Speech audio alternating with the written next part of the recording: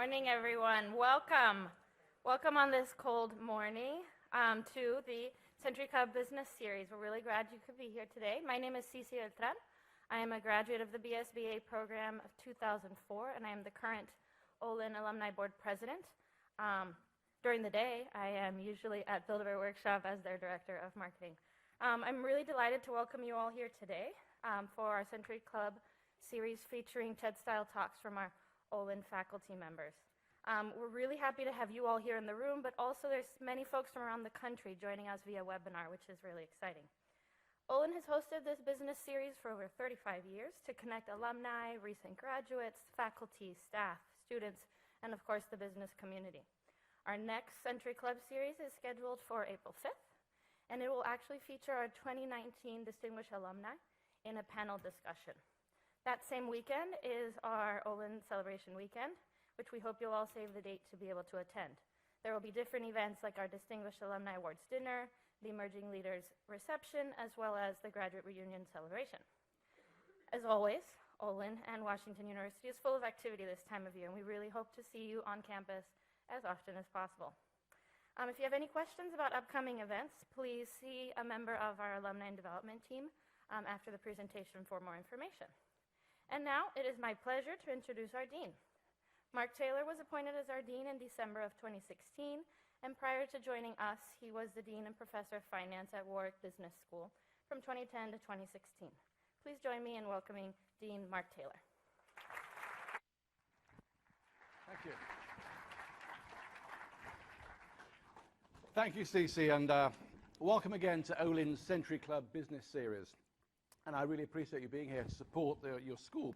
It's our vision to provide world-changing business education, research, and impact, none of which we could do without you, our valued alumni, friends, and students. WashU Olin meets you at the gateway of ideas, innovation, and inspiration with information and timely speakers and events. And during my last Century Club presentation, I spoke and I shared the changes underway as we implement our strategic plan. And I'm proud to report that the hard work on developing a strategic plan, consulting with our stakeholders, including you and our employers, our students, all the stakeholders within the school, but it's a strategic plan which we're implementing and is already bearing fruit. And during 2018, we saw a strong uptick in all of the school's rankings, for example. And we anticipate more to come. We're relaunching our MBA this year, for example, which will be, according to Poets and Quants, the business school key website, the most international MBA in the world. In fact, Poets and Quants, I think a couple of weeks ago, rated us as the #1 school to watch in 2019, right? So we've achieved much. We will achieve much more together. Now, a key priority, as I say, is, of our new strategy is impact, right? Business education, research, and impact. And that's why I'm delighted to have you here today to hear from some of our really great professors and researchers. We have indeed a TED Talk style presentation, or you call it a smorgasbord, right? Or we have the tasting menu, right? This is not just any old a la carte or soup du jour. We have the tasting menu prepared by the chef of a small tasting of some of our very best research. And we have the A-team here, right? Remember the A-team? We have Dennis Zhang, we have Anjan Thakur, we have Marie Knott, Andrew Knight, our brightest and our best in the school to talk to you. So let me begin by introducing Andrew Knight. Andrew is a professor of organizational behavior at Olin, one of our star professors, a rising star, and where he teaches courses on leadership and teamwork here in the school. He conducts research on those topics, and in partnership with startup teams, surgical teams, and multidisciplinary research labs, he's provided some outstanding and path-breaking research. Before joining WashU, Andrew was on the founding team of Pascal Metrics, where he led the development of a software platform to help hospitals measure and reduce patient safety risks. So please join me in welcoming the first member of our A-team, Andrew, to the stage. Thank you. I guess that means that I'm the first course. Hopefully you won't be eating me alive. I want to tell you about a startup leader, and this is someone who you're probably familiar with. If you went to work for this leader's company, you'd better have thick skin. The work environment of this company was described as tough and challenging, as high pressure and stressful. This leader was controlling, secretive, even overtly hostile. Now, you may say these are just some of the ingredients that make up an entrepreneurial genius, that an uncompromising, single-minded leadership style is simply what it takes if you're going to build a company that changes the world. And yeah, people describe this leader as visionary and transformative. With a piercing gaze and a powerful, charismatic presence, this person had the ability to seemingly distort reality, all while clad in a signature black turtleneck. Of course, the leader I'm describing is Elizabeth Holmes, the founder of Theranos.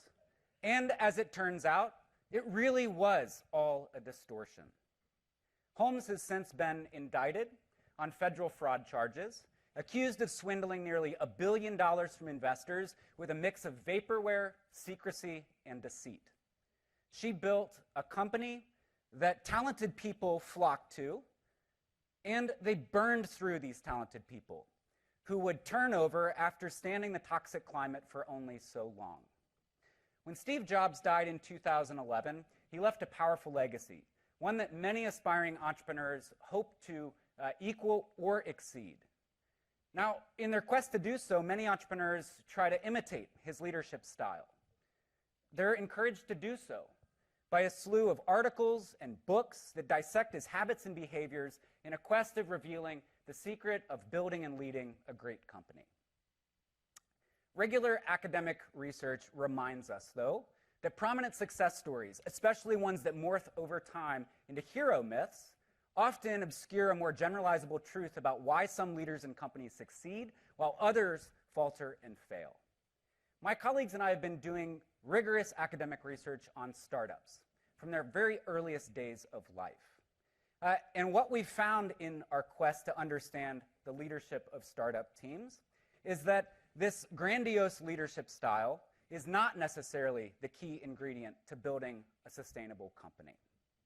Now, if you're an entrepreneur with an idea, a good idea, you may toil away alone sitting in your garage on this idea, but more likely, your first act of leadership is to build a team. New team members bring much-needed resources to a new venture. Their insights, their experience, their knowledge, as well as their time, their effort, and their hard work. But if you're a leader of a new venture, how exactly do you get these people to truly invest themselves, going above and beyond the call of duty to help advance your new idea? In our research on startup teams, we focused on a key challenge that seems unique to and inherent to building a startup team. And central to this challenge is the concept of psychological ownership. Psychological ownership is the feeling that you own or possess something. We develop feelings of psychological ownership over all kinds of things in our lives, from those things that we truly financially own, like a car, to things that we might not have formal ownership rights over, like maybe the place that you like to sit in your living room. Psychological ownership is pervasive in the workplace. In his classic book, Kitchen Confidential, the chef Anthony Bourdain described how possessive cooks in a restaurant can become over their daily station setup, called a mise en place. He wrote, "What exactly is this mystical mise en place I keep going on about? Why is a line cook driven to apoplexy at the pinching of even a few grains of salt, a pinch of parsley? Because it's mine." Psychological ownership is powerful. It can transform a mere commodity like salt into something that's precious that you hold dear and protect. So it should be no surprise that entrepreneurs develop strong feelings of psychological ownership over their ideas. And this can be a good thing. If you're an entrepreneur, psychological ownership can be a motor that propels you to overcome the inevitable hardship that comes when you're building a new venture. When we feel like we own something, we're motivated to invest ourselves fully in it, to help it grow, develop, and flourish. But if you are trying to build a team, these individual feelings of psychological ownership can create a barrier. It's inevitable when you launch a new team that the new people who are joining your team have relatively lower feelings of psychological ownership than you do as the leader. Now, this initial asymmetry in feelings of ownership can inhibit the team from developing something that we found in our research is a key early indicator of whether a team progresses beyond those very high-risk early days of working together. And that something is called collective ownership. Collective ownership is the feeling that something is a possession of or belongs to the group. Now, for a newly forming group, it can be very difficult to develop these feelings of collective ownership. Before this loose collection of people can come to see something as a possession of the group, they have to become a team. If you don't have a we, you can't have an ours. To discover what great leaders do to build this sense of collective ownership, we've been studying startup teams from their very earliest days of life, from the first few moments that they're working together. And what we found is that effective leaders tend to do two things. One thing is pretty obvious, and I'm sure you know what this is. The second thing, for us, was less obvious, but it's equally important. The first thing that effective leaders do is they engage in systematic, regular, and extensive help seeking. They proactively seek out and incorporate the input from new team members into the core idea that underlies the venture. They don't just delegate tasks to people and judge the quality of their work. Instead, they're proactively incorporating people's ideas into the central problem that the business is working to achieve. When you give people opportunities to contribute and invest themselves into the core idea, they tend to develop these feelings of shared ownership over the work. The second thing that effective leaders do is less obvious, equally as important. In addition to this more inclusive leadership style, where you're seeking out and inviting people's input, the most effective leaders also provide explicit and directive guidance to people about where their contributions are most welcome and most needed. And importantly, they establish boundaries. They identify where contributions are not welcome and where contributions are not needed. Now, this form of directive leadership behavior, it's easy to see why this is especially valuable amidst the uncertainty and ambiguity of a startup team, but it's especially valuable if a leader is engaging in help-seeking behavior. One byproduct of opening the door to people's contributions is that people may step on one another's toes, and they may tread on parts of the business that for the leader are sacred, that are core to why the person was interested in the business in the first place. Now, although some forms of conflict are valuable for teams and help teams be more productive, this particular form of conflict is highly dysfunctional. It's disagreement and conflict over who has the right to control what in a team. This directive leadership style, by establishing barriers, helps to mitigate this form of conflict so that people can more effectively channel their creative input into the team. Now, you may be thinking, these two different leadership styles seem contradictory. How can you both open the door to people's involvement and create barriers to their involvement? What we find in our work is that they often do coexist, and the most effective leaders do both of these things at a very high level. We've come to think of a metaphor for the early days of a startup. You might think about joining a startup.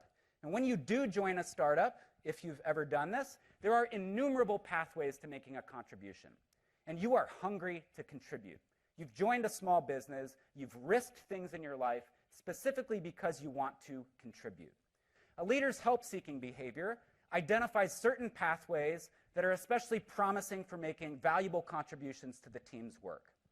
A leader's directive behavior erects barriers and signposts that help to make sure that people don't go off track and tread on those parts of the work that are off limits from the perspective of the leader. By integrating these two different leadership behaviors, you help to make sure that people are making contributions in a coordinated way. And ultimately, this is the key to developing collective ownership. When people make coordinated contributions to a team's work, they're investing little pieces of themselves in it together, which helps them come to see the team and its work as theirs. I'll close with an anecdote from the world of entertainment and someone who faced challenges that I think are very similar to building a startup team. In 1999, Jon Stewart took over The Daily Show from prior host Craig Kilborn. And he described the challenges that he faced in building a cooperative group of writers, producers, and performers people who are hungry to contribute, but whose contributions and ideas may not make it onto the screen every single day. What he said it's so important to remove preciousness and individual ownership. You have to invest everybody in the success of a show and to let them feel good and confident about their contribution to it, without becoming the sole proprietor of a joke. You have to make sure that everybody feels invested without feeling that type of ownership. To build collective ownership, we've found that the most effective leaders are ambidextrous. On the one hand, they're inclusive. They actively involve and invite people's contributions into the core idea that's central to the business. On the other hand, they're directive. They give clear guidance about where contributions are most welcome and, importantly, where contributions are not welcome. They give people a voice, but a voice is not a vote. Thank you.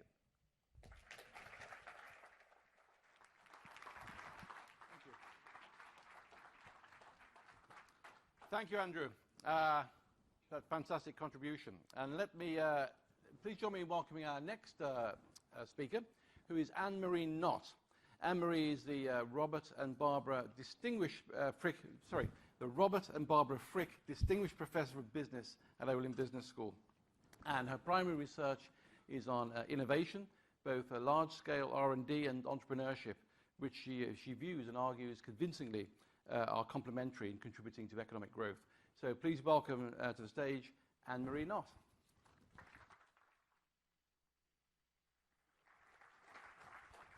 Good morning. It's a pleasure to be here today to talk about how innovation really works. My guess is that most of you intrinsically believe that innovation drives growth. So you might be surprised to know that the theory that formally links the two is fairly recent. In fact, it's the theory for which Paul Romer just won the Nobel Prize last month, actually. So typically when you think of Nobel theories, you say these are remote, they have nothing to do with me. What I want to try to convince you of today is the fact that you actually play an important role in making sure that this theory works.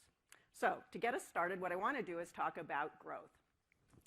Why is it so important? The easiest way to communicate that is to take you back to the turn of the 20th century. If you were born in the year 1900, you would live to the ripe old age of 47. You would be working 58 hours a week. Well, you're probably doing that, so you can ignore that part. But for that 58 hours, you would be paid $490 a year in today's dollars. You would be splitting that 4.9 ways, and as a result of that, you would be spending more than you were making. But for me, the most visceral difference between then and now is the fact that only 1% of us would have had indoor plumbing. What that meant for the rest of us, if we wanted to bathe, we had to take buckets, bring them outside, fill them from the well, bring them back inside, heat them over the hearth, dump that in the tub, and reverse the process on the way out. This was so onerous that people only bathed once a week, or more likely once a month. All right. So where does growth come from? Historically, economists believed it came from three sources. Growth in the population, so growth in the labor force, improvements in the quality of the labor force through education, and capital investment. So they were really surprised in the 1950s when they did an accounting exercise to figure out how much each one contributed to learn that those three things together only accounted for 37% of growth. The vast majority of growth, 63%, they had no explanation for, but they gave it the name technological change. Now, Robert Solow, who gave it this name, and believed that this came as a byproduct of economic activity. So basically, you got it for free. Since that time, people have come to recognize that not much is free. And that brings us to Romer. So the foundation of Romer's theory is something that you may not want to remember from managerial economics. This is something called the production function. What the production function does is it relates company inputs to outputs. And if you remember this, you have capital and labor, and each of these are levels of output. So you can make 100 widgets with a lot of capital and very little labor, or with a lot of labor and very little capital, or any combination in between. And the role of the production function is to help you figure out where along that curve you want to be. Romer's insight was that there's a missing ingredient here: knowledge. And the role of knowledge is to make you more productive with any given level of capital and labor. So instead of Instead of making 100 widgets, you would now be making 150 widgets with the same level of capital and labor. Where does knowledge come from? Not surprisingly, it comes from R&D. And in particular, the amount of new knowledge you get from R&D is a function of how much you're spending on R&D, how much knowledge you had to begin with. You can't get to calculus without knowing algebra, and the productivity of your R&D in converting to knowledge, so the delta. Now, I want you to pay attention to the delta because we're going to come back to that. The cool prediction from Romer's theory is that you will continue to grow, the economy will continue to grow in perpetuity so long as you continue to invest in R&D. And in particular, the rate of growth is proportional to the level of R&D. So if you double R&D spending, you should double the growth rate. Now let me show you what's been happening in practice. To see that, I'm going to plot first companies' R&D spending. And now what I'm going to do is plot GDP growth. So you can see that GDP growth tracks R&D spending with a lag through the 50s. It tracks it in the decline in the 60s and 70s, but it never picks back up when R&D spending picks back up in the 80s.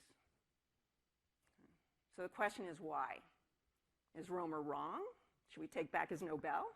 Or is there something else going on? The leading explanation comes from an economist at Stanford, Chad Jones. Chad Jones's explanation for the broken link is that R&D has gotten harder.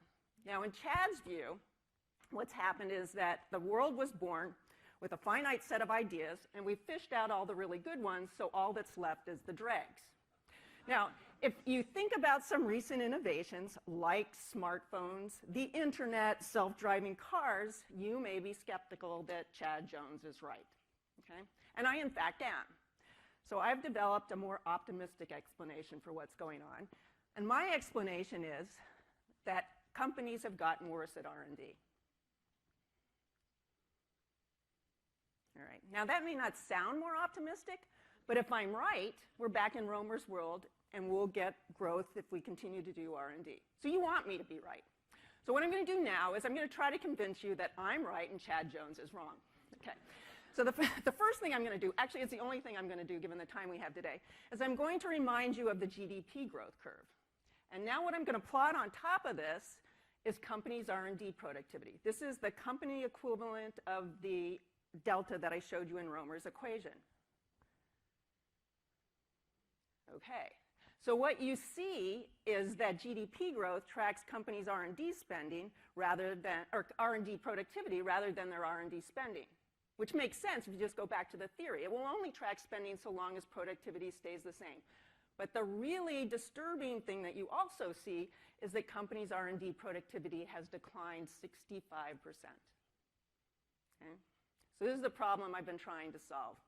What I want to do is I want to get companies to restore their RQs so that we can revive our economic growth back from the middle of the century. So I've been spending a lot of my time, the past several years and probably the next several years, trying to understand why it's declined, what it is that makes companies high RQ and low RQ. And for the 40% of the audience who work for companies who actually do R&D, I highly recommend the book, How Innovation Really Works. Okay. But that leaves this rest of you, and you also play a role, and I want to get to that next. And the best way to help you understand your role is to tell a story. So when I first discovered this, I was working with firms. I was actually working with a very important firm, and I said, look, your productivity is so high, you should be at least doubling the amount of R&D you're spending. That's an unusual. Most 65% of firms are actually overspending on R&D. But he said, there's no way we can do that. Our investors would kill us. I said, well, why would your investors kill you for something that would actually improve the market value of your company? And I just got a blank stare back. And I understood it was that investors don't know how to value R&D. Okay? So I said, okay, now not only do I need to educate companies, I need to educate investors too. And I said, what's the best way to get investors' attention? And I said, let's make them some money. So I said, what's the simplest way to communicate that using RQ? So let me just say that the measure of R&D productivity is something called RQ. It's the company equivalent of individual IQ. So this is my invention.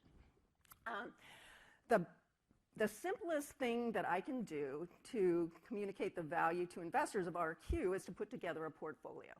And so I said, what's a really simple portfolio? I'm not a finance person. Anjan's a finance person, so this is hard for me. So I said a simple thing I could do is just take the top 50 firms in each year, invest 2% of assets in each one. At the end of the year, sell those off and buy the next 50, okay? And let that ride. I mean, every year do the same thing. So to let you see how that portfolio does, what I first want to show you is what happens when you take $1,000 and invest it in the S&P 500 in July 1973 and let it ride till December of 2015. So that $1,000 at the end of 2015 would be worth $78,000, which is actually a nice return. Okay? You take that same $1,000 and invest it in the RQ50, it's worth $708,000. Okay? All right, so hopefully I've convinced you that you should be taking RQ into account when you do your investing. All right, so for the past 3 years, I've been presenting that slide. People would come up afterwards, and they would say, how can I invest in the RQ50? I tried many things, TIAA, Craft, Vanguard, Black, everybody. But last time I gave this talk, somebody said, I've discovered something that you can use. There's a platform called M1 Finance. Does anybody know this? All right, we got one. So if you want to invest in it, it's free. There's no trading costs. It's completely free. If you want to do this, send me an email, and I'll share the pie, is what they say. Right? So you can invest too. And I get no money from this, but this is just for your value, because I benefit if you invest using RQ. All right. So what I want you to do is start using that portfolio, or at least start analyzing what companies' RQs are, and actually ask companies what their RQs are. Because if you do that, what will happen is you will shift your investment towards the companies that are high RQ. When companies know that you do that, that will cause them to increase their RQ, which should give you higher returns, which should reinforce the idea that you should be using RQ to invest. If all that goes well, what should happen is we should be able to restore companies' RQs and revive economic growth. So I want to thank you in advance for doing that.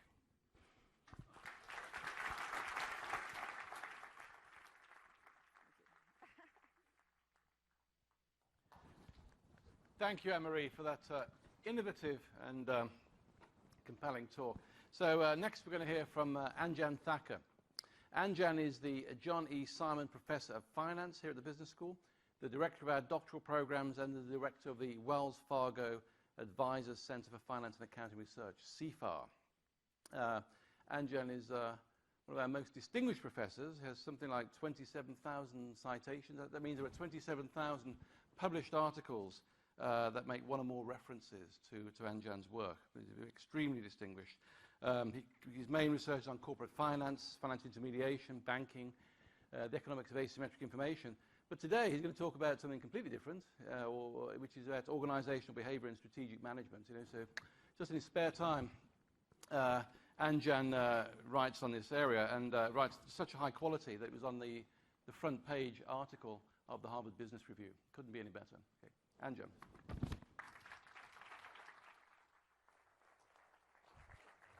Thank you. Good morning. Yeah, Mark is still trying to figure out how a professor of finance ended up working on this. But that's a long story. So today I want to talk to you about organization higher purpose and how it impacts performance in organizations and why we should all care about it. So this is based on some research that I've been doing with a former colleague of mine in organization behavior from University of Michigan. This is what happens when finance professors talk to OB professors, and you get stuff that is so far removed from the world of finance that I can't even share this with my finance colleagues. They lose interest really fast. But anyway, so this is work we've been doing for the last 3 years or so, collecting data, analyzing it, interviewing leaders in organizations.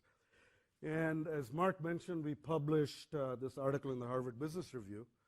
It was on the cover of the July-August issue. And the title of the article was Creating a Purpose-Driven Organization. And the theme of the article was to discuss what organizational higher purpose is and how it impacts performance. Okay, so I want to share some of those ideas with you. Now, the first question that I get when I talk to people about purpose or higher purpose is, what exactly do you mean? And people want to know how it's different from mission or vision and all of the terms that people are more familiar with. So let me just define the term for you, and then I'll share some case studies or anecdotes to illustrate the ideas. So for an organization, when we talk about higher purpose, it's really a pro-social contribution goal, something that transcends the usual business goals. But what we're interested in is the intersection of that higher purpose with your business goals. So the idea is that your purpose becomes the arbitrator of all of your business decisions. So it's not charity, it's something deeply connected with your business. And I'll give you some examples of how different organizations define this in different ways. Now, for an individual, it really is the expression of your highest intent. It's connected to the deepest dimension within you. It's about who you are, where you came from, but most importantly, where you're going. Okay? And I have a lot of examples. I don't have enough time to share all the interesting stories with you, so I'll share one. And this is about how when an individual has a sense of higher purpose that's connected to the business of the organization that they work for, how it impacts their behavior in really shocking, unexpected ways. So this is a story about a couple that was celebrating their wedding anniversary, and they decided to spend 3 days at a very expensive resort. It's an inn in Washington, Virginia. And so they drive up to the inn, and as they're checking in, the wife turns to the husband and says, "Honey, would you run to the car and get my hanging garment bag?" Because that's where all the clothes were. And so the husband says, "Sure." So he runs to the car. And a few minutes later, he comes back with this horrified look on his face. There was no garment bag. So she had apparently left it in the garage next to the car, thinking he would put it in the car, and he forgot. And so, of course, the wife was really distraught, very unhappy. And, you know, I don't know about you, but in my case, when my wife is unhappy, it's almost invariably the case that I end up being even more unhappy. And so the poor husband didn't know what to do. And while this was going on, one of the employees at the inn came up to him and said, "Why don't you give me your home address and the keys to your house?" And so he said, "Fine." He didn't even realize what he was doing. And it took the couple 2 hours before they realized that this man was on his way to Pittsburgh, which is where the couple was from. And he returned. He drove 8 hours that day and came back just before dinner with her garment bag with all the clothes. So the question is, how in an organization do you get people to do this? How do you get them to exceed performance expectations to this extent where they do things that are truly shocking? And that is what purpose does, because it shapes culture, it changes the way that people connect with the organization, and that's what we found in our research. Now, different organizations define culture in different ways, right? So you can either define it as something that is very customer-centric. You can define it as something that is very employee-centric, or you can just define it as a pro-social contribution goal for society. So I'll give you some examples. Customer-centric. So one of the more interesting examples that we came across was the Development Bank of Singapore, where they engaged in this exercise to discover purpose. Now, one of the interesting things that Bob and I found in our research is you don't invent purpose, you discover it. And it's always there. It's embedded in the organization, and different organizations go through different processes to discover this purpose. So in this case, the purpose that they came up with was making banking joyful. At first, it was discarded as being too hokey. You know, what do you mean? How can banking be joyful? And then they kept going round and round and eventually settled on that. And then that led to a whole series of actions. They completely redesigned the executive floor of their headquarters building to reflect the new purpose. They designed new customer apps that reflected the joyfulness of banking. They did all kinds of things that banks don't normally do. I mean, I study banks, and so I know. And so, and then on Chinese New Year's Day, it's customary for people to go to banks and exchange old money for new money. And that obviously causes a lot of trouble because there are long lines at banks and it's inconvenient. And so their employees came up with this idea that they would have mobile ATMs and just flood the market with these so people wouldn't have to stand in long lines and it'd be more fun. And so this was such a big hit that one of the local TV stations, and the customers were so happy that one of the local TV stations decided to interview the CEO and said, that's a great idea. How did you come up with it? The truth of the matter was the CEO had no clue this was going on, but he politely accepted the compliments. And then he called in his CIO and said, why didn't you tell me about this? And the CIO says, well, if we're going to make banking joyful, we can't have you involved in every small decision, can we?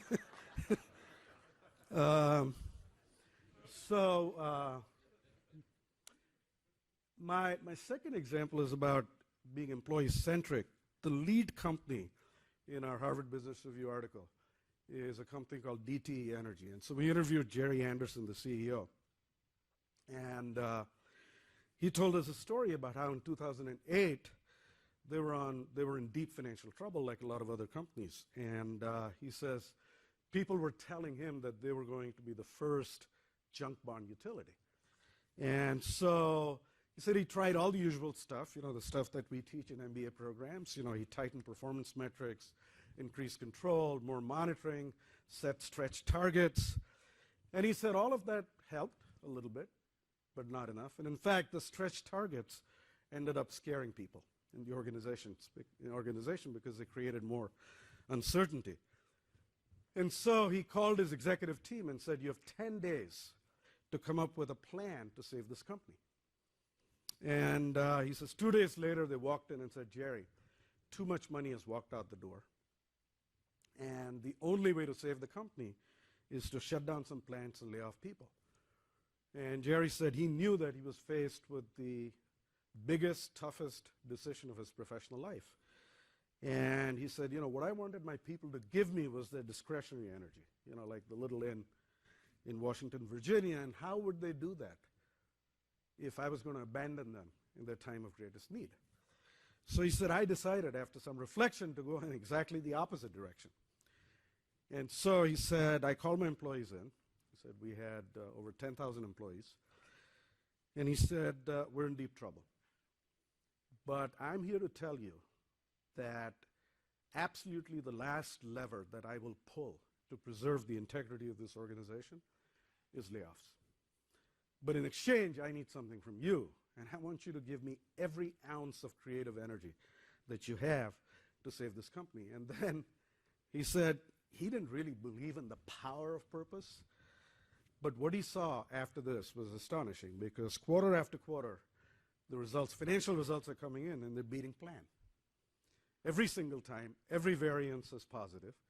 So he called in his CFO and he said, I almost yelled at him and said, your financial system is broken. There's something wrong here. These numbers can't be right. And he says the CFO almost yelled back and said, Jerry, nothing is broken. This is what's happening. Now, there's a fascinating, I don't have time to go over all of the little things that happened within the organization. But Jerry says it was hard for him to see because it was so decentralized. It was happening in thousands of places all over the company. But it was aggregating up to this remarkable performance. So that's sort of an example of an employee-centric higher purpose. And then my last example that I'll share with you is it can be very explicitly pro-social. There are a lot of examples that we have that we studied, but one that stood out for me, and it's not even on this list, is a few years back I was introduced to this show called Shark Tank. You guys see it? Okay. I wish that had never happened, because if you've ever seen that show, and especially if you're a finance person like me, it's addictive, right? I mean, I just love the way they make up valuations on the fly with no spreadsheets, And, but anyway, so I saw one of these shows, and some of you may have seen this one. And the show was about this farmer from Florida called Johnny Georges. And he was really motivated, so he came to the Sharks for money. And he was motivated by the fact that when you irrigate these fields and you have sprinklers, a lot of water is wasted. And in fact, his pitch was that only 10% of the water from the sprinkler actually irrigates that part of the field that you want to irrigate. The rest is just sort of sprays all over the place. So he had invented something called a tree teepee, okay, and this is like plastic cover. And he said it basically cut water consumption to like 10% of what it normally is. And he was really motivated by preserving the environment and water conservation. And he wanted to share this with other farmers, so he wanted to create a business out of this. So he comes to the Sharks and he makes his pitch. And so as usual, they asked him, how much does it cost? What do you sell it for? And so he said, well, it cost me about $3, and I sell it for a little over $4, so I make $1 per teepee. And so one of the Sharks said, this is crazy. So you should be charging $12 or $15. Why not? And because they'll buy it. It's so good. And his response was, but I'm selling to farmers. I can't gouge them. They're just like me. So it's enough that I make $1 per teepee. And so one after the other, the Sharks said no, because there's no room for a distributor. There's not enough margin for a distributor to come in and also make money, and you can't scale this business up without a distributor. And Johnny kept saying no. And one after the other, the Sharks kept saying, no, I'm out. And finally, one Shark stood up and said, Johnny, I believe in everything you're doing. This is the right purpose. This is the right reason to have this business. I'll give you the money for the ownership that you've asked for, no negotiation. The only thing I ask for is, okay, we won't charge $15 a teepee, but if we can do $7, then we can make this economically viable, and we can still serve this higher purpose. So the point of sharing this story is it's motivated by an entrepreneur who has pro-social goals in mind in setting up the business. He really wants to conserve water. He wants to help fellow farmers. But it cannot be a charity. So pursuing a higher purpose is not charity. You still have to have a financially viable business. And some of the companies that we've studied that have been very successful in implementing higher purpose effectively have actually had high margins. They have high margins in their business. But it's really key that whatever higher purpose you come up with, it has to be authentic. So I guess for me, the two biggest learnings from this research were it has to be authentic, and it's discovered, it's not invented. So, we had limited space in the HBR article, so Bob and I decided that we'd flesh these ideas out and share tools and more anecdotes and case studies. So we have a book that's coming out in July of next year with Barrett Kohler, where we talk about the 8 steps in the HBR article, and each step is a chapter in the book with tools and case studies to make these concepts come alive. So, I haven't had enough time to fully explain what this means, but hopefully I've given you enough to at least stimulate your interest in the topic. So thank you for your attention.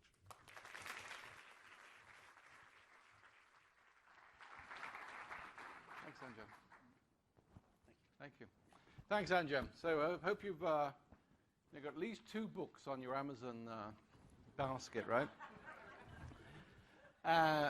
Anjan, as I say, is one of our most distinguished professors, but also embodies what we like to think of as kind of the gene here at the Oberlin Business School, and that's numbers matter, spreadsheets matter, but values and the way people interact, it matters. I speak as a finance professor myself. People generally think of finance professors as the kind of person that follows you into a revolving door and comes out in front, right?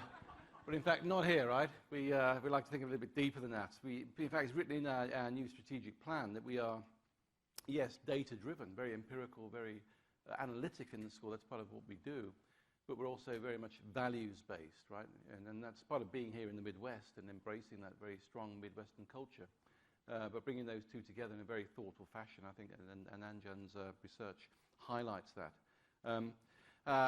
Last speaker today, last but by no means least, another, member of our A team, rising star in the school, is Dennis Zhang, who's Assistant Professor of Operations and Manufacturing Management here at the school. And his research focuses on operations in innovative marketplaces and the public sector, particularly in the application of data. You've heard of big data? This is Mr. Big Data. And prior to joining Olin faculty, in fact, Dennis worked at Google as a machine learning software engineer.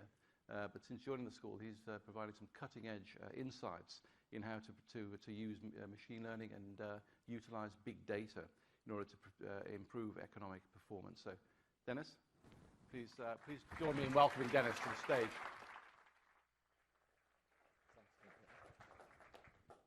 Hello, everyone. Thanks, Dean Taylor, for the introduction, and thanks for the A-team. I still have 13 minutes. So I guess in the last course, so depending on the presentation, it will be either coffee or dessert. Since I have 13 minutes, I'll do a vote. How many of you have taken Uber in your life? How many of you have tried Airbnb in your life? Okay, see, almost 100% of you have taken Uber, and 90% of you have done Airbnb before. If I asked this question 10 years ago, I guess 0 of you have taken Uber because Uber just launched 10 years ago, okay? So that's about my research. A lot of my research is about those innovative marketplaces, which we call it sharing economy. And today I'm going to share a particular aspect of sharing economy, which is discrimination. Discrimination of sharing economy has been a hot topic in the last couple of years. This graph shows you the search frequency of 2 terms on Google. Since I work at Google, I show you the search frequency of Google, not Bing. So the right line shows you the search frequency of the term Airbnb discrimination, while the blue line shows you the search frequency of the term Uber discrimination. As we can see, there's not so much discussion about discrimination and searches about it before 2016. But there are constant discussion and searches about those terms after 2016. So what happened? There were a lot of news articles about Airbnb discrimination in 2016. For instance, this one from New York Times says, as Airbnb grows, so do the claims of discrimination. And the other one from Washington Post actually asks the question, does Airbnb enable racism? It's not only about Airbnb, it's also about Uber and Lyft. There's actually a study from UC Berkeley showing people with distinctive African-American names have to wait longer for Uber and Lyft in the metropolitan areas compared to people with white names. Okay, those are anecdotal evidences, but they are alarming. As you can see, the news media as well as the public are paying attention to those topics. So do these platforms. Let's take Airbnb for an example. In September 2016, Airbnb formed a special team of engineers and data scientists to work on discrimination problem solely, and they launched the first formal document about discrimination. In November 2016, Airbnb actually asked everyone to sign a new user agreement, basically saying we have to treat everyone in the community with respect and without judgment, regardless of the race, gender, nationality. And next year, for the Super Bowl fans, in the Super Bowl in 2017, Airbnb purchased a 30-second ad slot. And the entire ads are faces of different gender, different race, different ages, and trying to show the community is inclusive and there's no discrimination. And in today's talk, I'm going to answer the following 2 questions based on my own research. We've seen there are anecdotal evidences about discrimination, but does discrimination exist in a large scale, on average, on those platforms? And the second question is, can we actually use certain ways to fight against discrimination? In particular, can we use reviews to mitigate discrimination on sharing economy platforms? Before I continue to the answers of this question, let me first try to answer why I think reviews may help. This goes back to the Nobel Prize winning work in economics, which is discrimination theory. In economics, there's a theory called statistical discrimination. And the idea is people discriminate not because they are inherently racist or they're inherently taking disutility of certain race or gender. It's because they do not have enough information about each other. And when they don't have enough information about each other, they tend to base their decision on the group averages. For instance, if we have an Airbnb host, he or she says, I don't want to rent to this guest because I've heard people with similar demographics to this guest have higher crime rates. This is called statistical discrimination because in this case, this host doesn't have enough information about this individual guest, so he has to base his decision on the group averages of this guest demographic groups. So what's the solution here? The solution is to review more information about this individual guest so that the host can base his decision on the guest information, not based on the group averages. Now let me show you what we did. First, we get thousands of listings from Chicago, Boston, and Seattle on Airbnb. Those are the real hosts and real listings. We then create 4 Airbnb accounts. Those 4 accounts are identical except one thing. They're created at the same time, they have the same photo, they have the same description. The only difference is 2 of them have African American names and 2 of them have white names.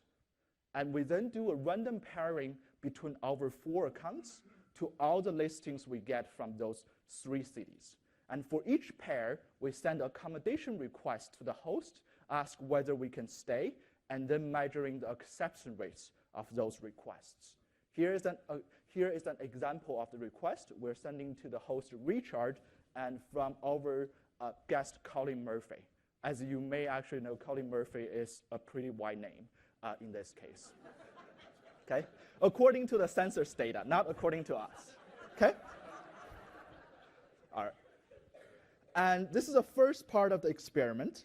The second part is we create another 4 accounts. Okay? Those other 4 accounts are exactly the same as the previous 4 accounts. The only difference is this new 4 accounts has, all of them have a positive review from the same host at the same time. We achieved this by doing transactions between our own host and our 4 accounts. And this host wrote, "Thank you for staying in my apartment. Ben is very friendly and neat. I recommend." How do we come up with this positive review? We process the millions of Airbnb reviews online, and then we find the most representative word in a positive review is friendly, neat, and recommend.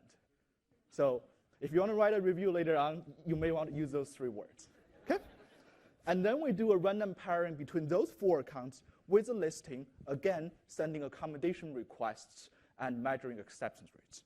As you can see, since it's randomly paired, and the only differences between accounts are the names and the reviews, then if we see any differences between those conditions, we can credibly credit it back to the differences in names, which is inferred race, and the differences in the review conditions. So let's see the results. First is a sad news. Discrimination indeed exists. The left-hand side bar shows you the average acceptance rates of African American accounts without a positive review is 28.7%, while the average acceptance rates of white accounts without a review is 47.8%. The mere difference in the names can account for 19.1% differences in the acceptance rates. So discrimination indeed exists in a large scale on those platforms, not only for anecdotal evidences.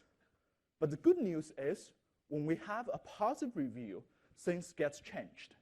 Once we get a positive review on those 2 types of accounts, the acceptance rates of both types of accounts dramatically increased and stabilized at 57%. And there's not so much differences between those 2 conditions. If we put everything together, you see this graph. So the right bars are the conditions without review, while the blue bars are the conditions with review. So without review, there's a huge difference between African American accounts and white accounts. But once we include a positive review, these differences get dramatically reduced. In other words, reviews or more information can actually help us to fight against discrimination. And here you may wonder, what about a non-positive review? What about negative reviews? Because not every review on Airbnb is positive. So we tried another experiment, which is very similar to the one I told you. The only difference is now we're using non-positive review instead of a positive review. And the non-positive review is, well, I didn't enjoy the mess this guest left behind. I wish him the best in his travels. This is very representative. We were very surprised. Why do people say such a convoluted review? And the reason is, if you leave a review on a guest on your Airbnb page, this guest may leave a review for you. So if you leave a bad review for a guest, a future potential guest may actually track you down. So that's why people are trying to be slightly polite when they are leaving negative reviews. Again, if you have a non-positive review, when there's no reviews, there's a huge difference between those two conditions, while if you have one review, this difference gets reduced. In other words, non-positive review also help us to mitigate discrimination. So what are the takeaways? There are two takeaways. First, discrimination indeed exists in a large scale on those platforms. Accounts with distinctive African American names are 19.1% less likely to be accepted compared to accounts with white names. But second, the good news is both one positive and one non-positive review can help us significantly reduce discrimination. This is consistent with the Nobel Prize-winning story, the Statistical Discrimination theory. So what are the takeaways for you guys? If you're an Airbnb guest, one thing you should do is to get a review, okay? If you have your own platforms, you should be mindful about discrimination, and one way to fix discrimination is to use more information. With this, thank you very much.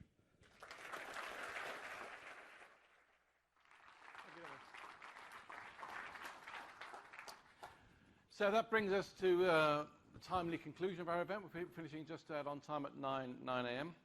I hope you've enjoyed the tasting menu today from our A team, some of our top researchers in the school. And some serious insights there, right? And I think it actually, let's say, echoes the data-driven but values-based ethos that the school has. This presentation today is only part of other research presentation we do in the school.